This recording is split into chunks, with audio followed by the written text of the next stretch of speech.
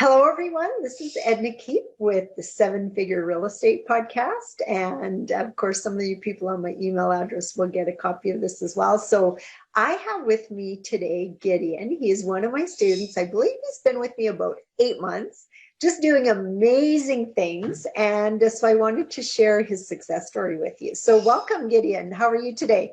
I'm very well. Thanks for having me here. It's an honor and delight to be here. So thanks. Well, you're most welcome. Like I was saying earlier, I just love sharing the success stories. It makes me feel good, and it really inspires, people who are looking at, getting into multifamily, and they can see how far somebody can come in a very short period of time, because it is a big learning curve, isn't it? Oh, for sure. We started, I would say 7 years ago. We had some single family homes and we're struggling through that, learning how to deal with it. And then once we joined you, the perspective has been changed and we are started to look into this multifamily. And this was really a journey, which was, starting from being skeptical about what really can happen, but then earning more and more confidence that what we can do. And then going through the deals, I think this confidence is enhanced. And then now we can see and believe more that we can go even further than what we achieved till now. So it's definitely a journey which is accelerating now. Yeah. And so how long ago was it that you started with me? Do you remember? I think it's just over 6 months, maybe 7 months, 8 months. 7 months. Like that. Yeah, we started. Yeah. And I think it was going. So from the beginning, I think we knew that we wanted to do that and learned very quickly how to start, at least to start. And, the first deal is the big hump where you have to go over that. And then you So remember true. Probably that we submitted this proposal, which we thought it's just one building, but it was two and we didn't understand. So you build through experience and mistakes, and slowly you get to understand what really you have to put into that and how to do things. So definitely still learning now for sure, but yeah, you know what, it's a continuous learning curve, and that's why a person's got to be passionate about it and really love it too. So when you started with me, how many doors did you have? We had at the time 5 single families. 5 singles, and some of them we did some renovations and refinanced. Definitely, we saw that we loved the idea of doing that. Before that, we started 5 years ago, so we never had anything like that before. And we started to understand the potential there, but definitely through your course, we understood the difference between single family and the potential of multifamily, which really comes to the numbers and to the opportunity and to the way you grow. And so that was really, 7 months ago until now, we are really getting more and more into this. And how many doors do you own right now? So now, we finished already 10 doors, and we're having another 60 on contract, or around 60 on contract. 10 and 60 under contract. Yeah, so okay. 30 probably will be finalized within the next month or two, and the other 25, 30 in the next 3-4 months. So within a year of starting, you will have added 70 new doors. Yeah, well, if everything would be finished as planned. Yeah. And sometimes we don't know because you're just in the due diligence part of, especially the last 25 units, right? Yeah. It's just over that. We find most of it is done. Well, we are on the way to financing, which is still ongoing due diligence, verifying things until the last moment, right? And lots of new things are coming on. Each deal is a different deal. Each one is own challenges and own innovations that you have to apply on new ways to negotiate. It's not just to negotiate, it's to approach totally different, because sometimes it's suddenly we have an elevator here, and suddenly you have parking spots, and suddenly you've got different tenants, different backgrounds, and each deal is so different than the other, and you learn so much all the time, and new challenges every day. And I'm moving on with partners, so I'm doing that with some amazing partners that are working with me, and they bring their own capabilities. And this is something which really, again, invigorates me a lot, because I've done lots of things on my own, but always was really aspiring for collaborations with people. And I've got now these 2 guys, the Shanti and Dipesh, very helpful and knowledgeable guys. And our synergy is really wonderful. And we bring our own knowledge from we are all coming from the engineering world. So this is really to implement that to this real estate is really a new world for all of us, I think, and we are enjoying it very much. Yeah. So your background is in engineering. How many years have you been doing that? Well, most of my life, I've done Most my of your life? second and third degrees. All it's around engineering and optimization. So and still I am involved with startups and engineering aspects, Okay. mainly in the robotics and AI. But I think I find the real estate as something which is, it's not engineering, but still it's very similar in many aspects. Because as a researcher, I was always looking into, innovation, solving problems. And that's what I do now. And due diligence is like doing research, right? So I think I can see a lot of similarities. And many other people whom I encountered on my way and found, talking to, they are coming from the engineering. You said, yeah, it's the same. It's the same. Well, again, it's not the same, but the same approach. Yeah, it's got a lot of similarities. Yeah, it has lots of similarities that you can take things and borrow things from that world and implement it in that world. So it's really, really interesting. Yeah. What do you think the biggest thing you had to wrap your head around was when you moved from single family into multifamily? Oh, that's an interesting question. So I think basically it's scaling up, right? You understand the numbers change, right? So you can see that through the analysis, and of course it starts to be a bigger project. You have to start. The numbers are 10 times bigger, at least for me. So you have to get the investors, which is a totally new game, right? So before that, it was only on our, capital, and we used to do that, and no investors. And suddenly you have to bring, for one deal, we had to bring 1.3. Now we have to bring 2 million. So now you can't do that on your own. So at the end of the day, finding the investors, that's a totally new game.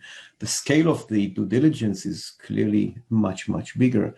Different aspects that we never encountered. I just gave the example of the elevator, right? This is just a small example that compared to multifamily. And of course, you can't, until now we manage the buildings on ourselves, the single families, but when you move to multifamily, and we are buying now, most of our purchases, acquisitions are in New Brunswick, which I am now in London, Ontario, New Brunswick. So you can't deal without management, without having a great team over there to help you. So that's something a totally new game for us in all aspects of the it forces you to actually build that power team, because you can't do it all by yourself when you're scaling, can you? Oh, for sure. And it's beyond that. It's what you always allude to as processes, right? You have to put things in automated mode, which I like.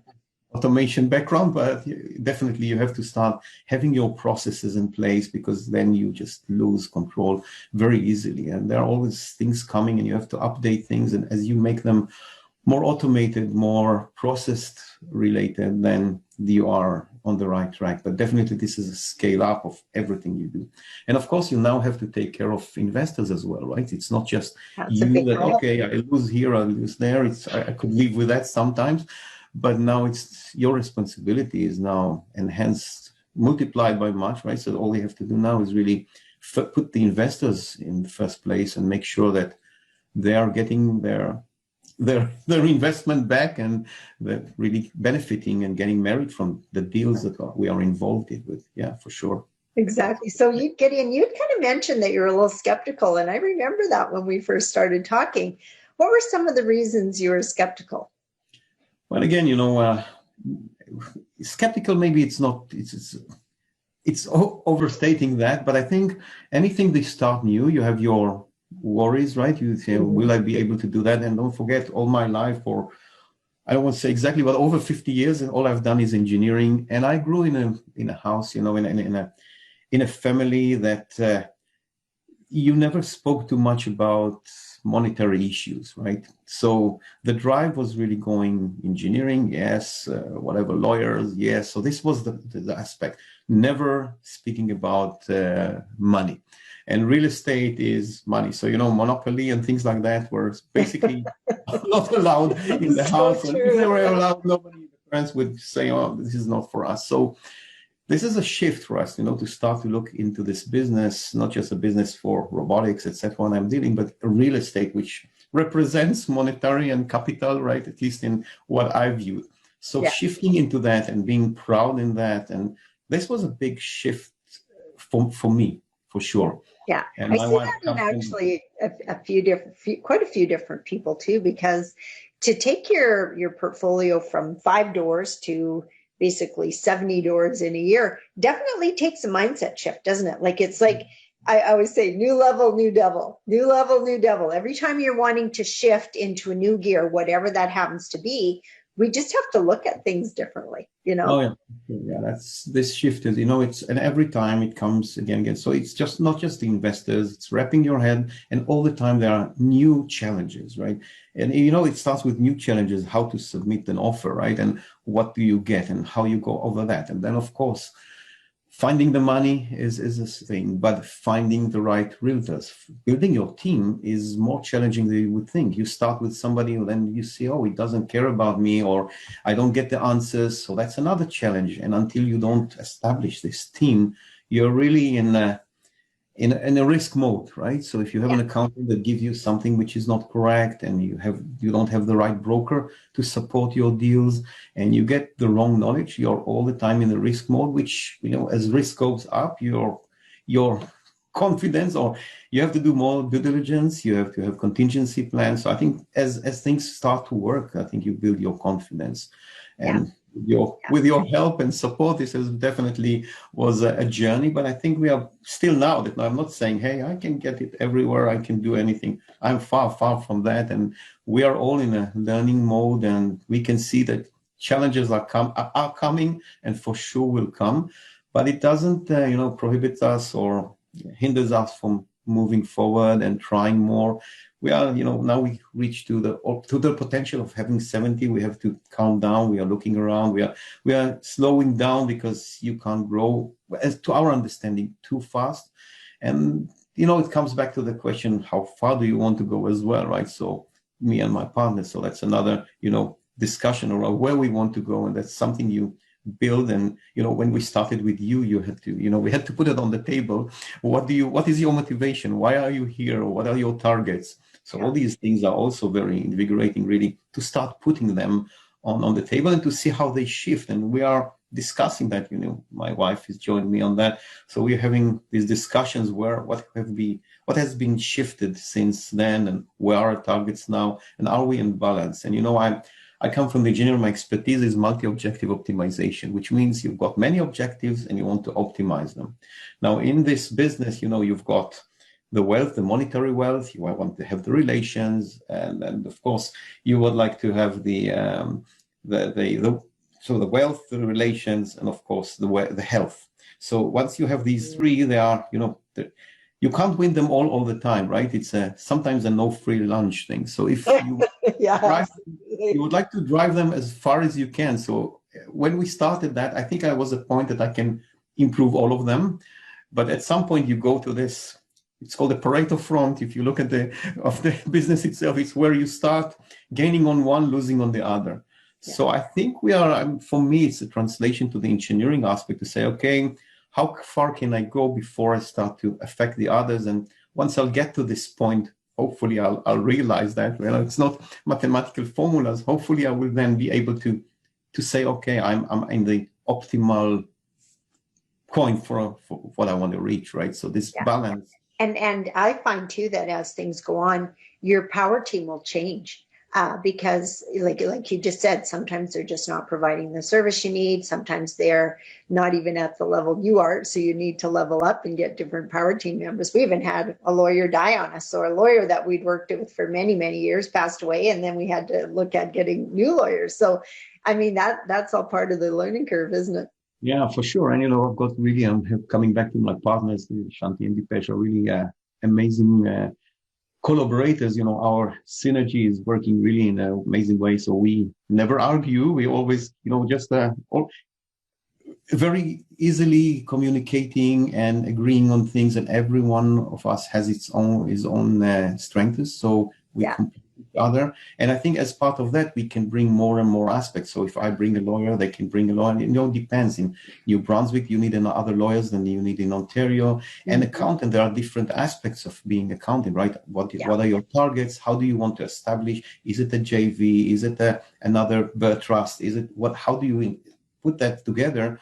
also dictates who are you dealing with, right? So what's the size of the deal, right? Even for a bigger deals, you might need to have another lawyer than for smaller deals. So all these things and shifts are, if you have more resources, more collaboration, and I always like collaboration, and collaboration is a great motivator, a big motivator for me to work together with people that can grow together and complement each other. And I think this is definitely one of the motivations to work in multi-families, right? So that's where I didn't have before.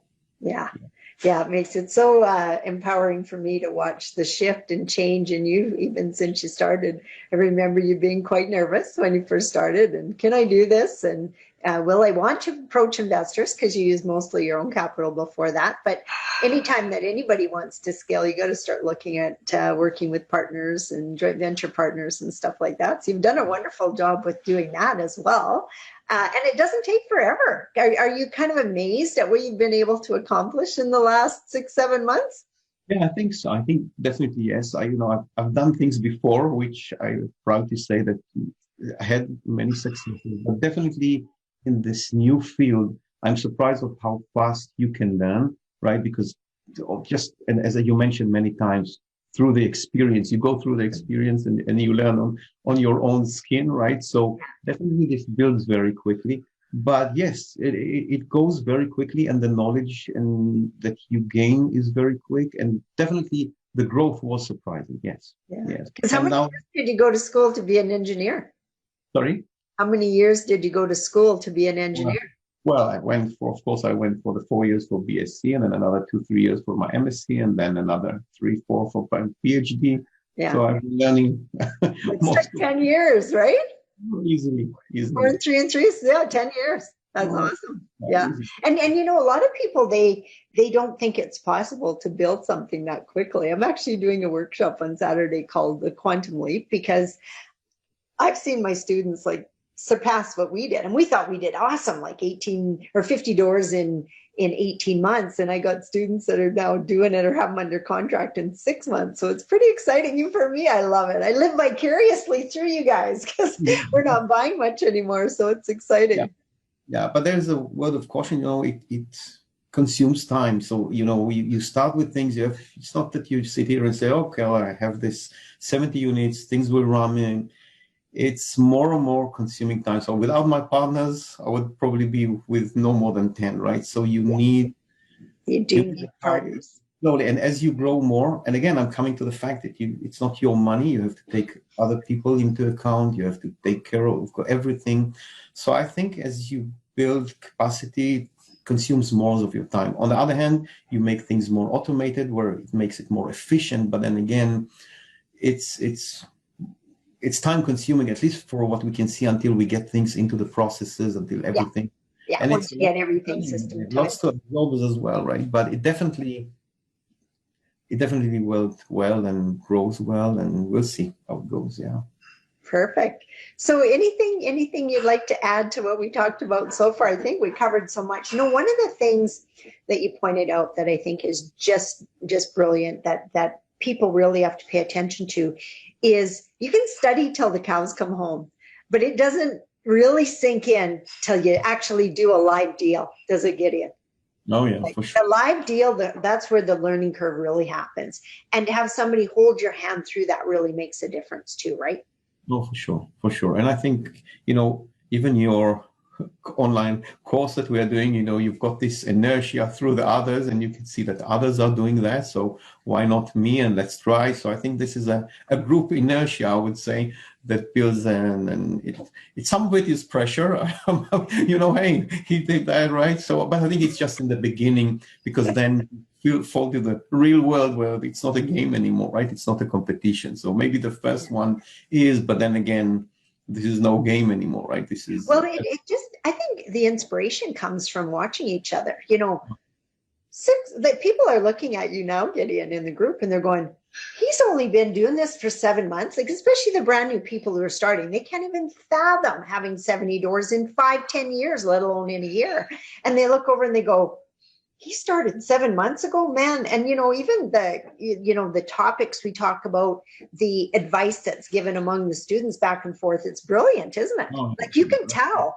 And most of the ones on the call nowadays have been there less than a year, but there's a wealth of knowledge in that group, oh, isn't yeah. In every call, it's not that every time I'm learning a lot, but at the beginning it was absorbing a lot and understanding a lot and doing the course, of course, but then I keep coming to that very diligently because always you can learn something always. And, it's not always learning new things. It's sometimes just highlighting things that you knew, coming back to the basics. It's something it? it Yes. awakens you and say, hey, you forgot about that. Why are you not doing that? Because this is Edna's basics. So Yeah. coming back to the basics and remembering what you really wanted to do and you forgot of doing, just disregarded at some point. So it comes back. I think this is another good And aspect. the other thing too is seeing that the challenges people are going through and that they're actually overcoming, right. We're talking about them live and overcoming the challenges right as they're happening, right? That's inspiring too, isn't it?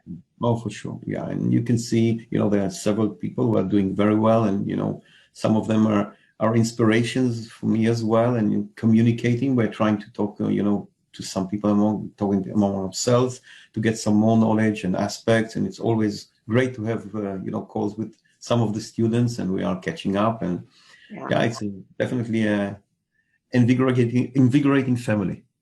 It is. I find it that way too. I get inspired just by listening to what everybody's working on, and like I said, I love it when the students jump in and can offer different advice on from different aspects. People who just finished closing a building a couple months ago. There's new stuff going on in the markets all the time. Yeah. COVID's made some changes, CMHC's made some changes, and we just find everybody working through them. So it's pretty. And I can definitely, and I can see a lot of people are shifting now to real estate, right? Again, it was like that, but apparently the pandemic now, as we are maybe getting out of that, it looks like more and more shifting into real estate and believing that this is a stable approach for investing. So that's, I think, something. Well, And we're seeing a lot of people from the retail space moving into the residential because they see like less and less retail space is going to be necessary going forward. There's talk now of people moving into, taking some of that retail space and moving it into like warehouse type space because there's so many, fulfillment centers that Amazon needs and different companies like that. And then housing.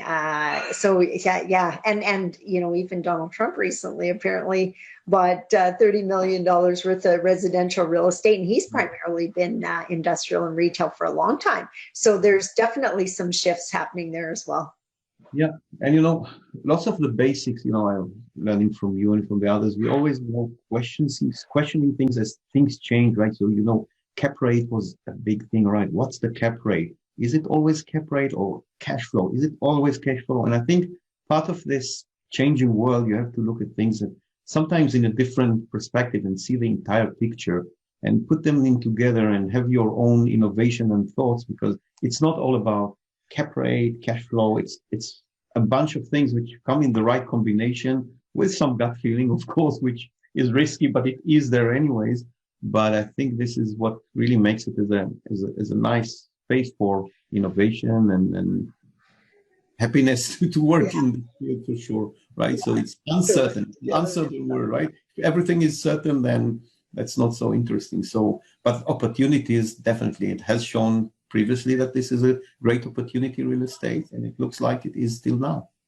Well, and I've had different students say to me over the years, and even different people that who've talked to me about possibly getting into multifamily, and they go, "I just don't see that there's that many apartment buildings available." But you know what? I had my assistant look up a stat for me this morning because I was just interested. How many millions of units are in Canada, and how many in the States?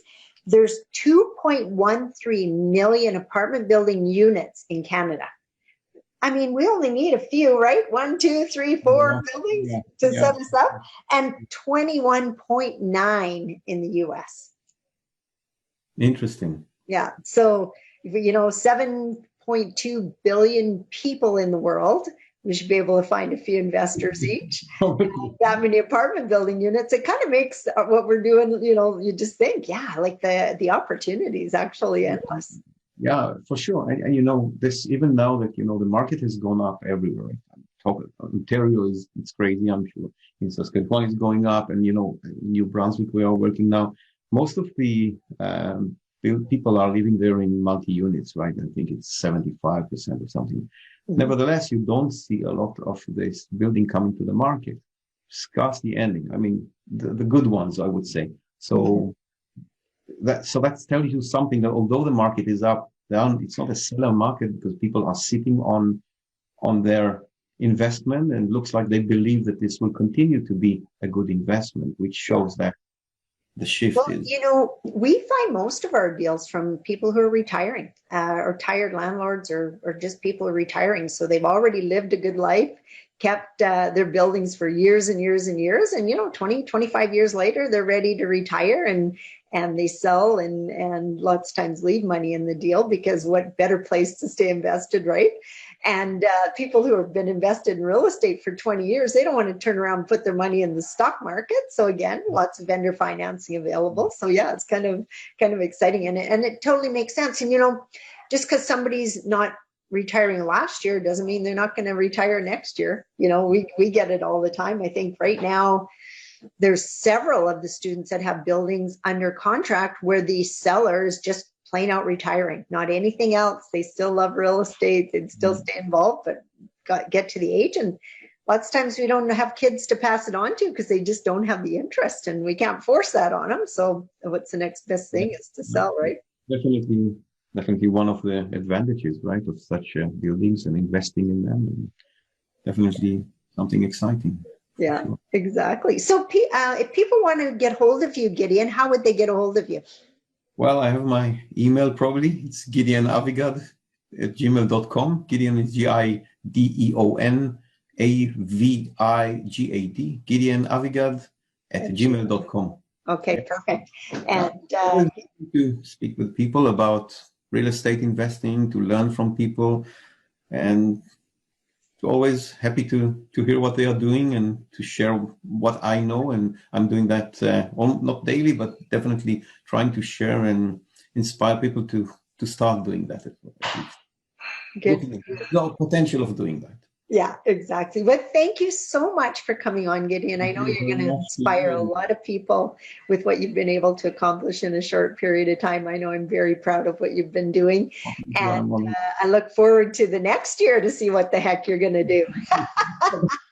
No pressure. No pressure. It's just, it's just amazing, because I know when we started, 50 was all we could think of. 5 years, 10 years didn't matter. Had no idea we'd get to the number we have today. So that's why I'm saying, like, never say never, because you don't know. You just don't know. I'm looking for this balance point, which I don't know where. I don't know where it is. So we'll see. Sometimes you're going to be pretty off balance, but yeah, it's always the goal, right? Okay, thanks again, Gideon. My pleasure having you on here. I just love to share your story with the others, and I will talk to you very soon. Okay, thanks again. Okay, yeah. Thank you. Bye-bye. Bye.